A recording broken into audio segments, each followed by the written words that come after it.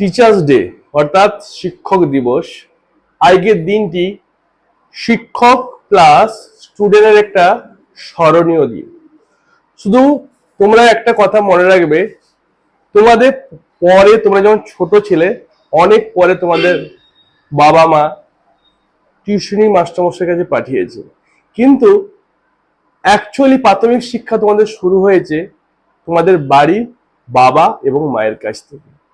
তারাই হচ্ছে তোমাদের হচ্ছে প্রকৃত শিক্ষক। তোমাদের প্রত্যেকটা জিনিস তোমাদেরকে হাতে ধরে শিখিয়েছে। তারপরে আস্তে আস্তে তোমরা যখন বড় হয়েছো, তোমাদেরকে অন্য টিচারের কাছে তোমাদেরকে পড়তে পাঠিয়েছে। তো অতএব তোমাদের জীবনে পরে আমাদেরকে অ্যাড করেছো তোমরা, ঠিক আছে?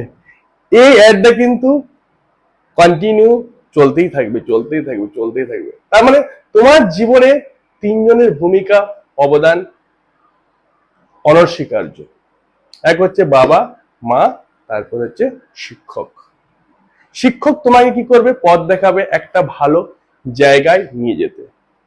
দেখবে, এটা উদাহরণ দিই, বিরাট কোহলি, ঠিক আছে? বিরাট কোহলির কোচ বিরাট কোহলির থেকে ভালো খেলতো? কখনোই না। সচিন টেন্ডুলকারের কোচ সচিন টেন্ডুলকার থেকে কি ভালো খেলতো? কখনোই না। কিন্তু ওনারা কি শিখেছেন?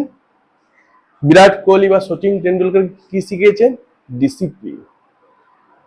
কোন বলকে কিভাবে খেলতে হয়, বাউন্সার বল আসলে কিভাবে খেলতে হয়,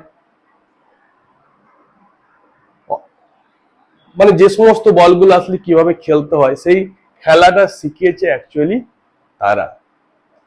কিন্তু বিরাট কোহলি, সচিন টেন্ডুলকার, ইনারা কি করেছে? সেই স্যারের বা